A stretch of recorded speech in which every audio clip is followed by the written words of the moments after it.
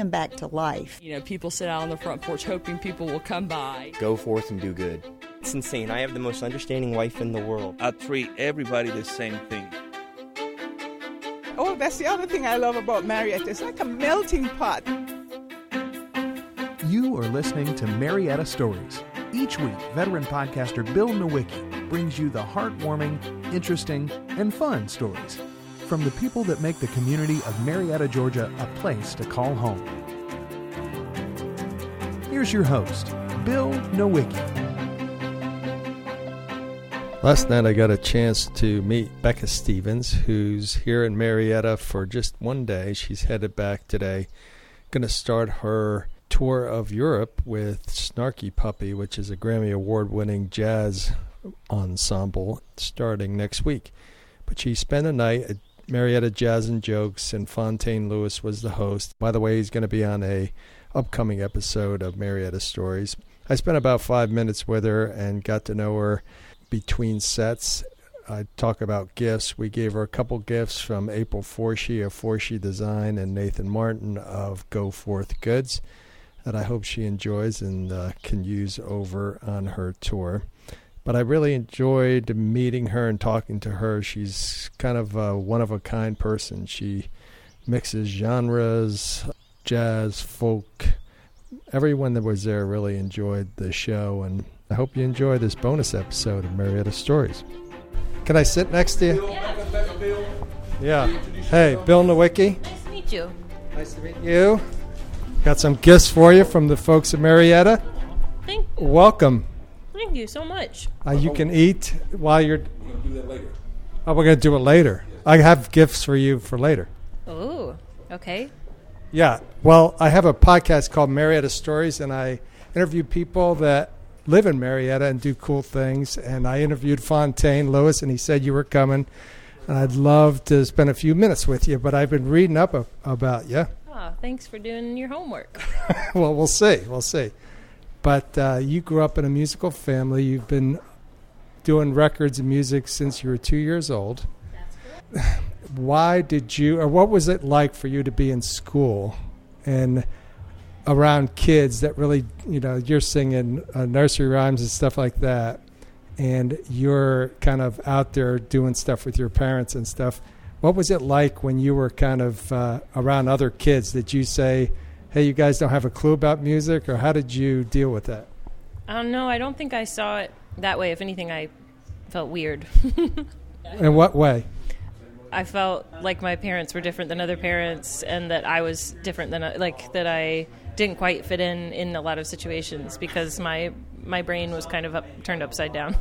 Right. Yeah, I could definitely see that. So when you started getting older and started making choices for yourself, did you think music was going to be something you were going to do for the rest of your life? All of my aspirations for, future jobs were more or less music related, except for a while I wanted to be a monkey trainer because I loved monkeys, but I also loved... In North Carolina, did they have any jobs for monkey trainers in North Carolina? I wasn't sure yet when I was 8 years old, but... Hey, okay, that's... For a while I thought I wanted to be on Broadway or be a, actor, singer, dancer. I really liked painting when I was a teenager. I was always arts related, but then music when I was in my mid-teens really sucked me in, and I found myself around 15 or 16 years old realizing that that's what I wanted to commit to for the rest of my life. What was do you remember the moment that you decided to do that? I do remember the moment. There wasn't anything that was happening. I was just walking to class. I was studying classical guitar at an art school in North Carolina School of the Arts. And I was walking to class with my guitar on my back, and it was like a sunny day, and I remember thinking, I don't need the other stuff. I don't need the acting and dancing stuff to stay alive, but music, I feel like I need it to sort of get through. And I, in that moment, I was like, I'm going to try cutting the fat for a while and just focusing on this to the deepest that I can and see what happens. Right, but you still infuse Shakespeare, Regina, your latest album. Tell us a little bit how that all came together. Well, I've always loved Shakespeare. When I was a kid, my parents used to take us to the Shakespeare festivals, and I grew up going to shows and having no idea what they were talking about, but I just loved the sound of it. And then as I got older, started to study the plays, and there were just layers upon layers upon layers of genius in his writing. And then I got a little bit older, and I was in a production, actually after the music commitment decision, when I was in my early 20s, I was in a production of As You Like It, sort of randomly. I played Rosalind. I remember practicing on the treadmill, and I had overdubbed a metronome over me reading the lyrics and found all these intermeters and stuff.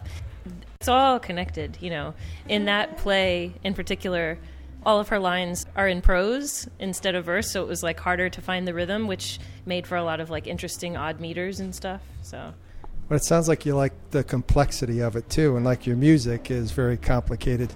It's not just jazz or folk, it's a mixture, and there's a lot of different influences. Thanks. I read something about you and learning the guitar and how your dad showed you how to play, and then you decided to go out and branch on your own. You said your brain kind of works that way. Well, he waited for me to show some interest. I think he was hoping that I would, but he never really pushed it on me. When I was about, 11 or 12 years old, I started to really get into Robert Johnson. So my dad would write all these songs that were as simple as possible, but with syncopated sort of blues finger-style songs. And he would write songs that would use the letters of my name. One of the first ones that he taught me was all open strings and then very few fretting. So it was he was introducing me to syncopated finger-style blues rhythms, but without frustrating me too much. So he was really great at guiding me into where I eventually ended up going. So it sounds like you've done your own thing. Isn't it safer to kind of do what everybody does, kind of follow the rules? I mean, it must be difficult for the musicians and everybody, but it sounds like you're really committed to it. Similar to the sort of upside down brain thing that I was telling you about as a kid, it's often in my life been harder for me to follow the rules. And I'm not just saying that to impress you or to sound cool, because it's actually not a comfortable thing to have as in your personality.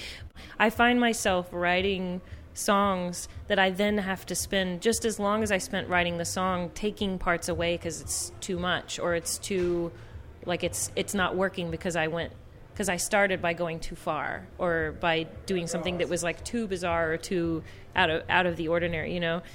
I often find that I'm trying to kind of dial it back to make some sort of balance or harmony between the way that I naturally approach things and then the way that makes it inviting and accessible to the humans.